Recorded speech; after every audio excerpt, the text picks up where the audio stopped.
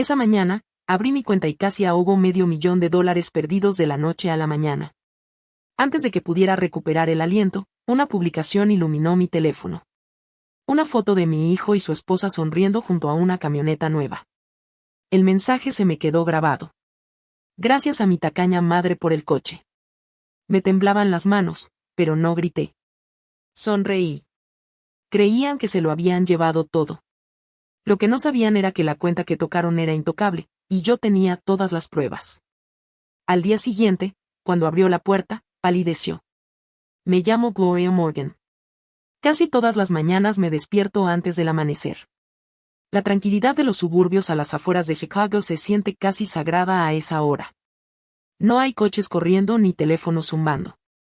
Solo el susurro de las hojas y el suave zumbido del refrigerador en mi modesta cocina. Preparo una taza de café fuerte y solo, y salgo al jardín. La tierra está húmeda por la lluvia de anoche, y las rosas, tan tercas como siempre, inclinan sus rostros hacia el amanecer. La gente de este barrio me recuerda como la viuda silenciosa de la pequeña casa de ladrillo. Me ven con mi descolorido sombrero de jardinería podando setos y dan por sentado que vivo de una pensión. A veces me tienen lástima. Lo leo en sus ojos cuando me saludan desde la entrada de sus casas. Pobre Gloria, me los imagino susurrando. Apenas se las arregla. Les dejé pensar eso. Lo prefiero así. La verdad es diferente. Bajo esta vida sencilla se esconde un secreto que ha definido mis decisiones durante décadas. Tengo una participación significativa en una de las empresas de software de inteligencia artificial más grandes del país, que ha crecido silenciosamente hasta convertirse en una fortuna. Los dividendos fluyen y las cifras suben. Y mi cartera es más sólida de lo que jamás hubiera soñado cuando era una joven enfermera que trabajaba doble turno para pagar las facturas. Pero nunca hablo de ello. Ni con mis vecinos, ni con las señoras de la iglesia, ni siquiera con mi hijo Eric. Y menos con él. Es tan difícil pensarlo ahora. Eric tiene 32 años. Es un programador freelance con talento, pero sin ambición. Vaga entre proyectos sin terminar nunca lo que empieza. Es tan difícil pensar en ello ahora. Intenté criarlo para que fuera independiente, pero desde que murió su padre, ha dependido demasiado de mí emocionalmente, económicamente, y a veces de ambas cosas. Si supiera de mis posesiones, si alguna vez comprendiera la profundidad de lo que he construido en silencio, dejaría de intentarlo por completo. Por eso mantengo la verdad enterrada bajo esta fachada de simplicidad. Quiero que aprenda a ser responsable, no a tener derechos. Me digo que lo estoy protegiendo. Pero algunas noches, cuando estoy despierta, mirando el ventilador del techo, que gira lentamente sobre mí, me pregunto si también me estoy protegiendo. Porque la riqueza no son solo números en una pantalla. Atrae envidia, codicia y una oscuridad a la que ni siquiera la familia es inmune. Después del desayuno, me siento junto a la ventana de la cocina con el periódico de la mañana extendido delante de mí. El mundo parece ruidoso, obsesionado con los mercados y los titulares. Echo un vistazo a los informes bursátiles, que recorren las líneas del nombre de mi empresa en negrita. Nadie lo sabe mientras doblo la ropa, cocino, preparo un guiso y camino por la misma acera agrietada hacia la tienda de la esquina. Soy discretamente más rico que la mayoría de las personas que aparecen en esos titulares. Pero el secretismo tiene su precio. Construye un muro entre la verdad y el amor. Y aunque mi jardín es verde y mi vida parece tranquila, siempre siento un peso silencioso en el pecho. El miedo a que un día Eric lo descubra todo. Y cuando llegue ese día, sé que la vida que tanto me he esforzado por proteger empezará a desmoronarse. Era un sábado por la mañana, de esos en los que suelo tomarme un café y contemplar las rosas, antes de que el mundo despierte del todo. Pero ese día, cometí un error. Me senté a la mesa de la cocina y abrí el teléfono. Solo un vistazo rápido a las redes sociales, me dije. Un vistazo inofensivo. La pantalla se iluminó con el rostro de Rachel. Mi nuera, con el pelo perfectamente peinado y las gafas de sol en alto. Su mano, con la manicura impecable, descansaba sobre el capó reluciente de una SUV de lujo flamante. De pie junto a ella, sonriendo como si hubiera ganado la lotería, estaba mi hijo, Eric. El texto de abajo era más afilado que cualquier cuchilla, gracias a mi tacaña madre por el coche. Por un momento, me quedé sin aliento. Sentí una opresión en el pecho como si me hubieran chupado el aire de la habitación. Los comentarios bajo la foto me inundaron, como ácido. Por fin te dio algo. Las madres que fingen ser pobres son las peores, ocultando dinero mientras sus hijos pasan apuros. Cada línea me iba minando. Vecinos, compañeros de trabajo de desconocidos de Rachel, incluso ellos, se reían de la versión de mí que pintaba en línea. Una avara. Una mentirosa. Una mujer. Demasiado tacaña para cuidar de su propia familia. Dejé el teléfono sobre la mesa, pero me temblaba tanto la mano que casi se me resbala al suelo. Me agarré al borde de la silla para no caerme. Algo andaba mal. Terrible. Abrí mi app bancaria. Los números no mentían. Más de $500,000 se esfumaron en menos de 4 meses. Retiros, transferencias, cargos que no había hecho. Se abrió un profundo vacío en mi estómago. Volví a desplazarme hacia atrás y el patrón se reveló. Pequeñas cantidades, primero unos cientos por aquí, miles por allá. Fácil de pasar por alto. Fácil de descartar. Luego, sumas cada vez mayores se aceleraban hasta que la cuenta se desangró en oleadas asombrosas. Mi mente daba vueltas. ¿Quién podría haber hecho esto? Vivía con sencillez. Mis gastos eran predecibles. Y minimalista. Entonces un recuerdo me golpeó como una bofetada. Eric. Hace años, cuando aún estaba en la universidad, joven e inestable, le di una tarjeta complementaria vinculada a mi cuenta fiduciaria. Solo para emergencias, le dije. Era solo un niño. Estaba ansioso por las cuentas y la escuela, y quería que se sintiera seguro sabiendo que yo estaba ahí, si alguna vez necesitaba ayuda de verdad. Y luego lo olvidé. La vida siguió. Confié en él. Ahora la verdad me quemaba. No solo había recordado esa tarjeta. La había estado usando. Sistemáticamente. En secreto. Y la prueba estaba en mi pantalla, clara como el agua. Aparté el teléfono, mientras las náuseas me subían a la garganta. Mi hijo. Mi único hijo. Él y su esposa no solo habían robado dinero. Me habían robado mi confianza. Mi reputación. Incluso mi dignidad. Se quedaron allí sonriendo frente a un coche pagado con un robo. Mientras el mundo aplaudía su burla hacia mí. Cerré los ojos, pero la imagen me quemaba tras los párpados. Eric, sonriendo, abrazó a Rachel. Su expresión de suficiencia me tildó de tacaño, como si mis sacrificios, mi silencio, mi decisión de vivir modestamente, no significaran nada. Junté las manos y apoyé la frente en ellas. El jardín, fuera de la ventana, se mecía con la brisa, tranquilo e inconsciente. Pero dentro de mí, algo se quebró. Era más que ira. Fue una traición. Denso y sofocante, envolviéndome el pecho como un torno. Esa mañana, supe que la vida no volvería al tranquilo ritmo del café y las rosas. El secreto que había guardado con tanto esmero ya no estaba a salvo. Las declaraciones no solo me revelaban cifras. Me contaban una historia. Una historia que nunca quise leer. Estaba sentado a la mesa de la cocina. Las páginas se extendían frente a mí. Cada línea, una herida que se negaba a cerrar. Al principio, las retiradas eran casi invisibles. 500 por aquí, 1000 por allá. Quizás los ignoré pensando que eran transferencias rutinarias o pequeños errores en los informes. Pero al rastrear las fechas, el patrón se hizo innegable. Las cifras crecieron como una inundación que rompe una presa. 10,000, 20,000. Hasta que finalmente, cientos de miles se evaporaron sin dudarlo. Y el gasto. Fue grotesco. No fue cuestión de supervivencia. No, emergencias. Mi dinero se había canalizado hacia su vida soñada. La camioneta que brillaba en la presumida foto de Rachel, las deudas de tarjetas de crédito borradas. Un enganche para un condominio mucho más ostentoso de lo que podían permitirse. E incluso un cuadro caro colgado en la pared. Vi precios de joyerías, boutiques de lujo, vestidos, bolsos, baratijas. Rachel se había jactado en línea como si se los hubiera ganado ella misma. Cada dólar era un puñal en mi espalda. Me apreté el pecho y recordé la llamada de meses atrás. La voz de Eric se quebró en la línea. Sus sollozos, temblor desesperado. Mamá, es mi corazón. Los médicos dicen que es grave. No sé qué hacer. Necesito ayuda con las facturas. Recuerdo apretar el auricular con el corazón latiendo con fuerza, susurrando palabras de consuelo a través de la estática. Me quedé despierta esa noche aterrorizada por la posibilidad de perder a mi único hijo. Pero ahora, al leer estas declaraciones, me di cuenta de que todo había sido mentira. Una actuación. No había necesitado cirugía ni medicación. Había necesitado una tapadera.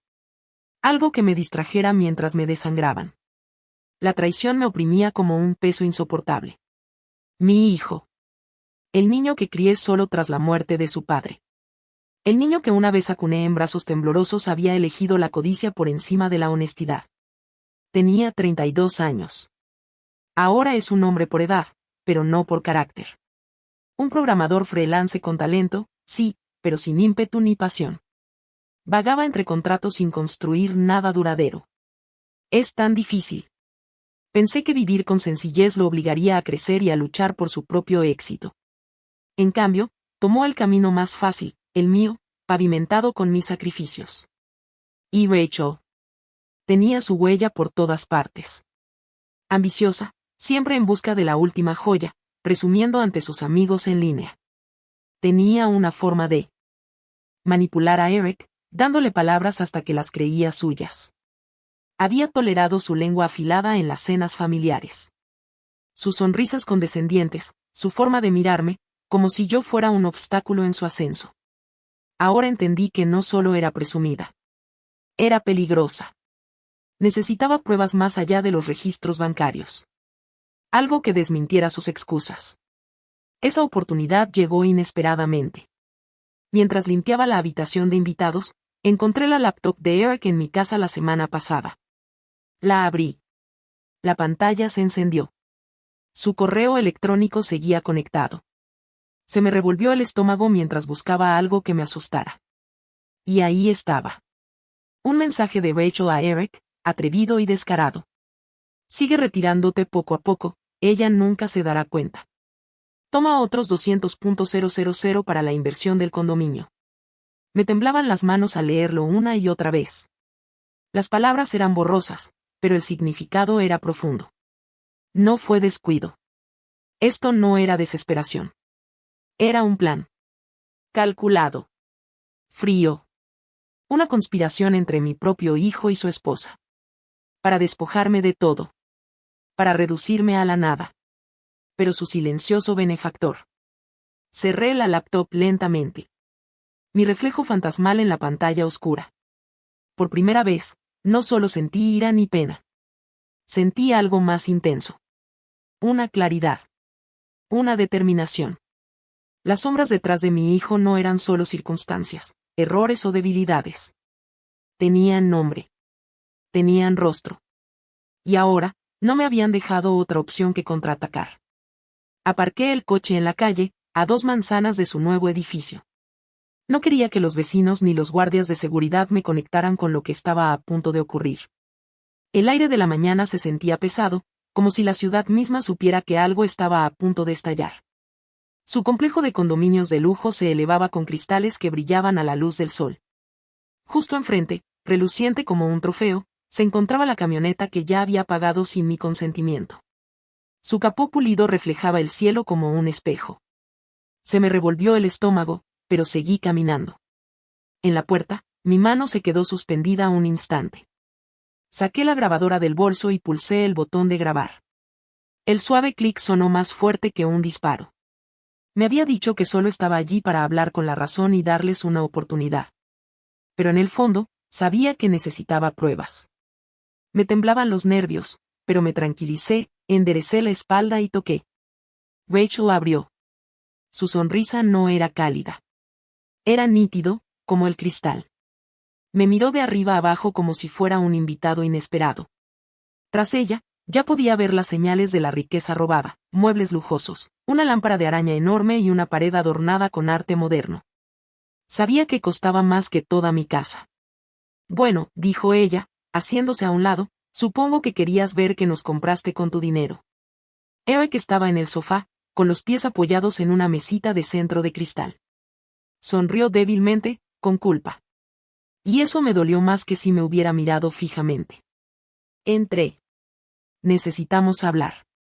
Rachel se cruzó de brazos, apoyada en la pared, con esa sonrisa que ya conocía tan bien. Hablar o confesar.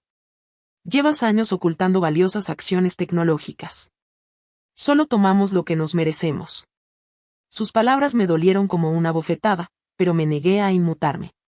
Saqué una carpeta de mi bolso y coloqué los correos electrónicos y los extractos bancarios impresos sobre la mesa de cristal. Eric se inclinó hacia adelante. Su rostro palideció mientras sus ojos recorrían las páginas. Movió los labios, pero no emitió ningún sonido. Finalmente, tartamudeó: «Mamá, no lo entiendes. Soy tu hijo. Tengo derecho a usar ese dinero». Sentí que la grabadora de mi bolso seguía funcionando, grabando cada sílaba. «El derecho», dije en voz baja y firme.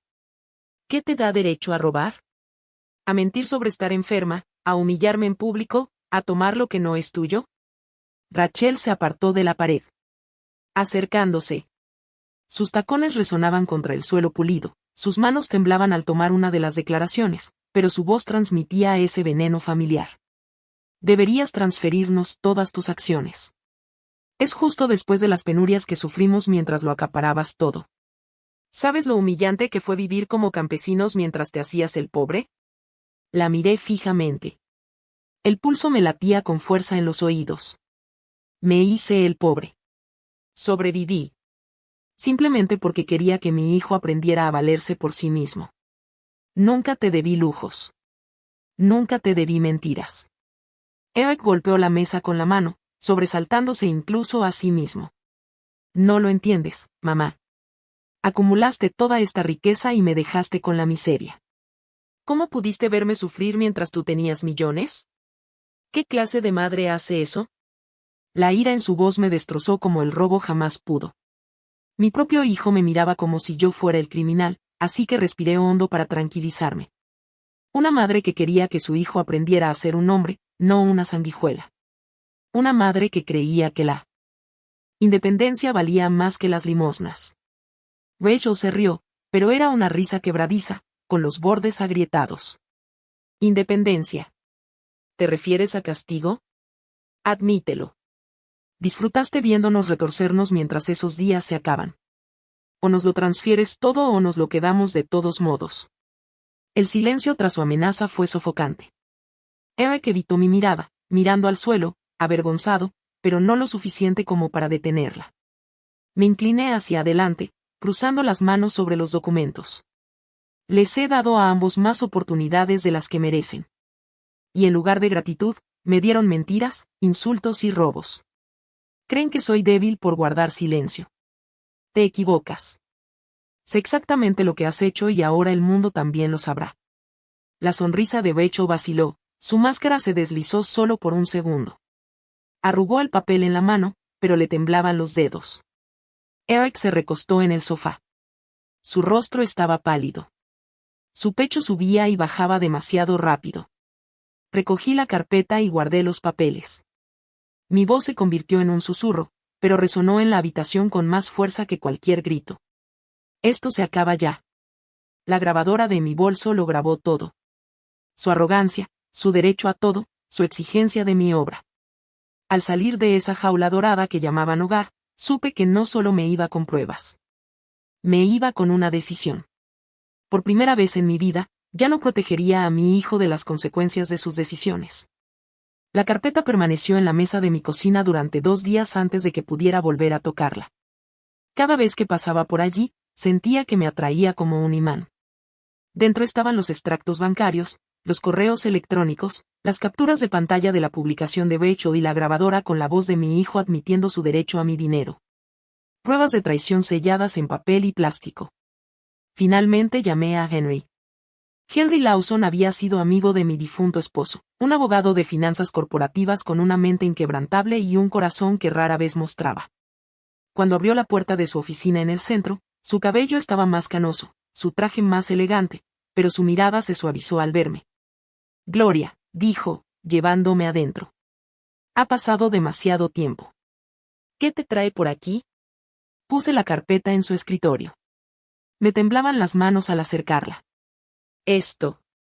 Hojeó las páginas, en silencio al principio, frunciendo aún más el ceño con cada vuelta. Luego levantó la vista.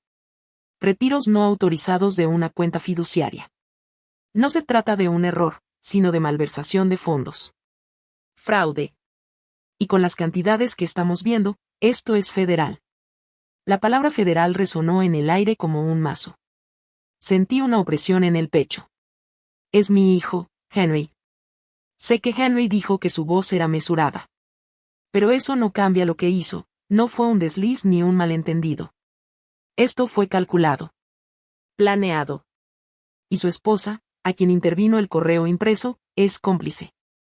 Cerré los ojos, luchando contra las lágrimas que me quemaban. Nunca quise esto. Pensé que si vivía con sencillez y tranquilidad, aprendería a valerse por sí mismo. Quería que creciera, que se convirtiera en algo más que yo. Mi voz se quebró. Más que esto. Henry se recostó en su silla. Lo has protegido demasiado tiempo. A veces el amor parece misericordia. A veces parece responsabilidad. Ahora mismo, la única salida es la ley. Asentí lentamente, el peso de sus palabras se instaló en mis huesos. Cuando volví a abrir los ojos, sentí algo diferente. No más ligero, ni más libre. Pero más claro. 2 días después, entré en la comisaría con la carpeta en la mano. El agente de guardia me miró como si no perteneciera a ese lugar. Una viuda de 65 años. Con un cardigan modesto, cargando una tormenta en sus manos. Pero una vez que la carpeta se abrió, una vez que los papeles se esparcieron por el escritorio, todo cambió. La expresión del oficial se tornó seria. Llamó a los detectives. Hicieron preguntas. Respondí a todas. Cuando entregué la grabadora, mi voz ni siquiera tembló. El proceso fue más rápido de lo que esperaba. Quizás porque el rastro estaba tan limpio. La evidencia, tan condenatoria. Quizás porque el destino había estado esperando este momento. Cuando se produjeron los arrestos, no estuve allí en persona. Pero Henry me contó todos los detalles más tarde. Eric estaba en el condominio, todavía medio dormido, cuando la policía llamó a la puerta. Rachel estaba vestida para salir, con joyas brillantes en el cuello. Los vecinos se asomaban por las puertas mientras los agentes los conducían por el pasillo esposados. La camioneta fue remolcada, su brillo reluciente se vio opacado por las luces rojas y azules intermitentes. Dentro del condominio, los investigadores etiquetaron cuadros, bolsos y cajas de artículos de lujo, todos catalogados como propiedad robada, comprados con mi dinero. Me quedé en casa mientras la noticia se filtraba en mi teléfono antes de que Henry llamara. Un vecino lo había grabado, Rachel gritándoles a los agentes. Eric, cabizbajo como un niño al que le han pillado con las manos en la masa. El video se difundió rápidamente. Desconocidos en línea, aclamando la justicia.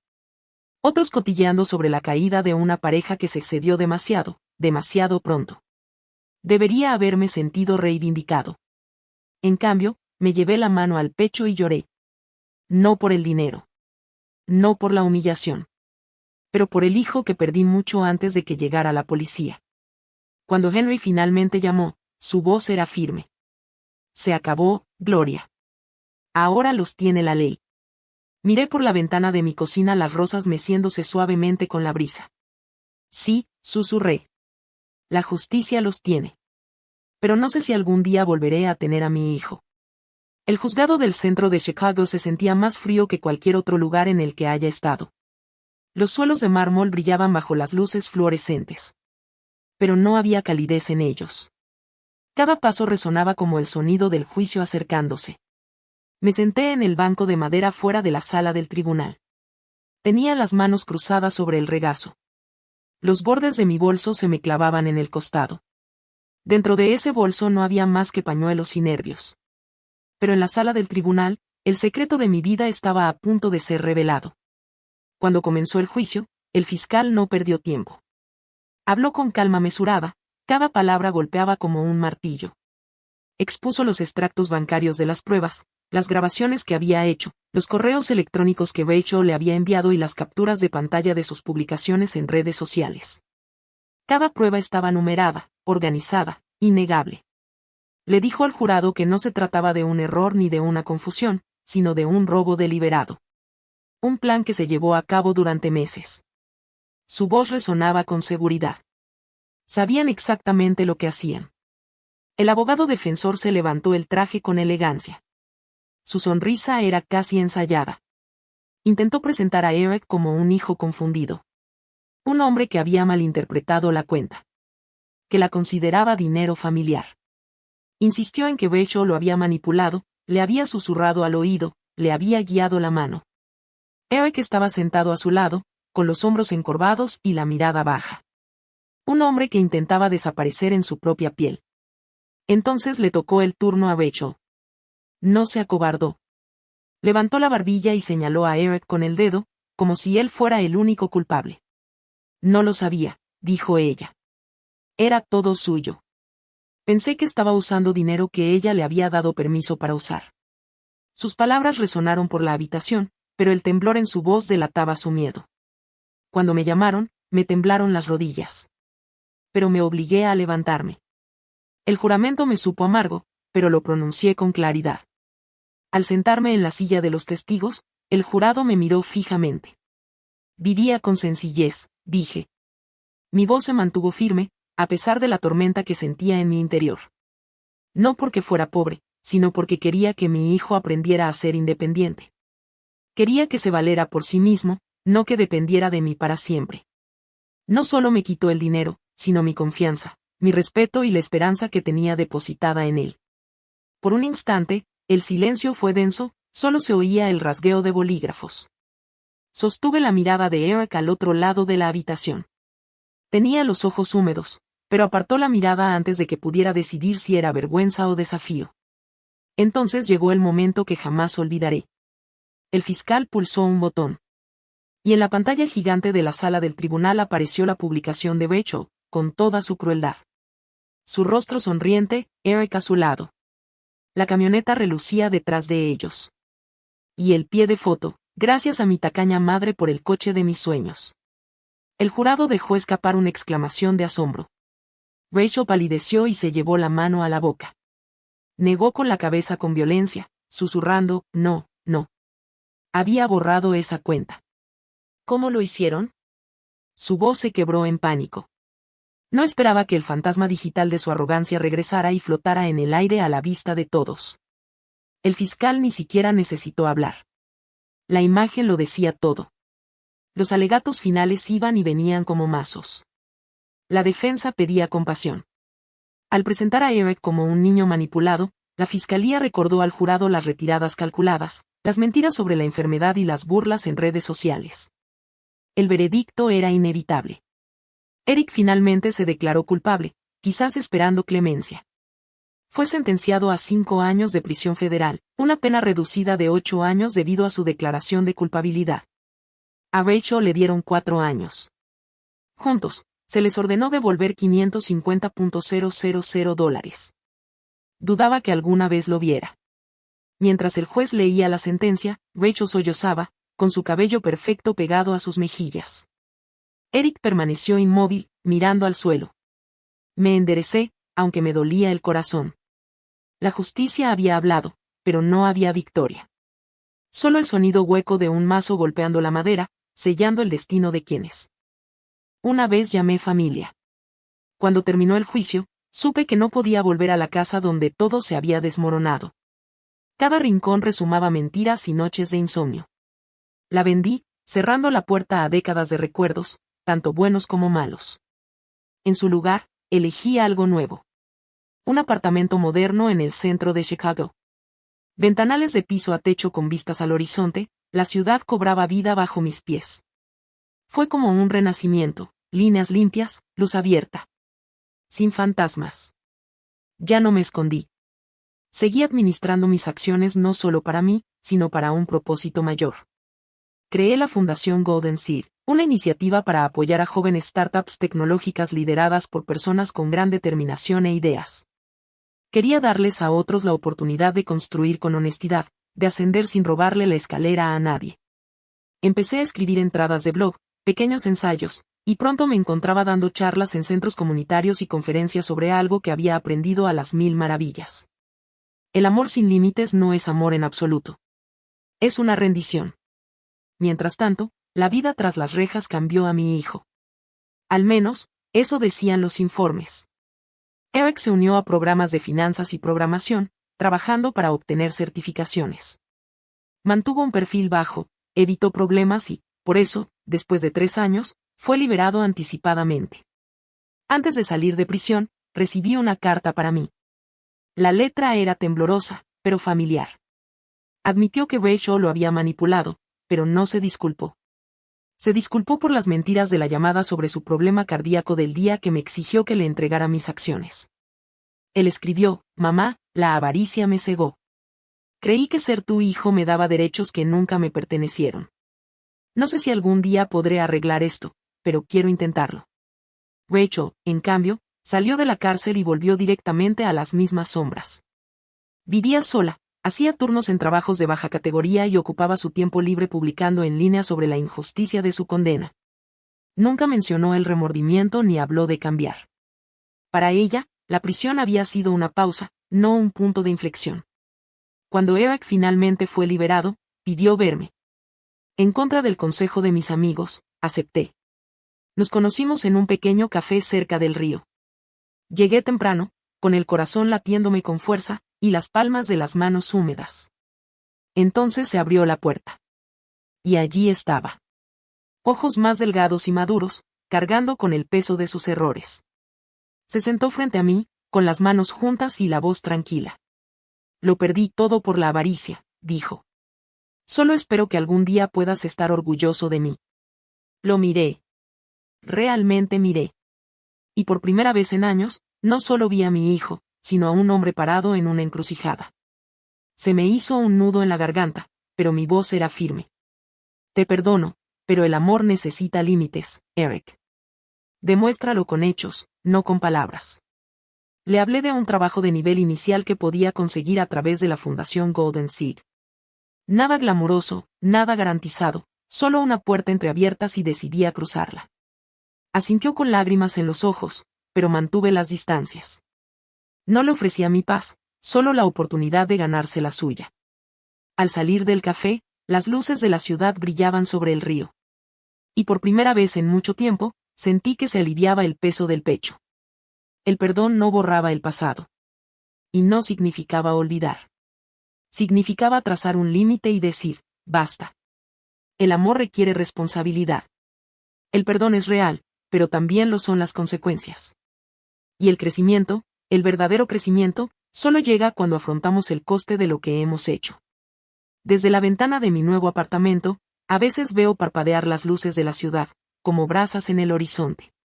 La Fundación Golden Seed está creciendo, ayudando a jóvenes innovadores a perseguir sus sueños de la manera correcta, sin engaños ni atajos. Eric avanza con paso lento y cauteloso. Por fin tiene un trabajo honesto. Mantengo la distancia, pero observo en silencio, con la esperanza de que algún día construya una vida propia. Una vida que no se base en la codicia, sino en la integridad. El perdón me dio paz, pero los límites me dieron libertad. Esa es la lección que llevo conmigo. El amor es más fuerte cuando se niega a ser maltratado. Si esta historia te resuena, dale a me gusta o suscríbete para más experiencias en primera persona sobre traición y redención. Cuéntame en los comentarios qué momento te aceleró el corazón. Y si has vivido tu propia historia de confianza o traición familiar, compártela, me encantaría saberla.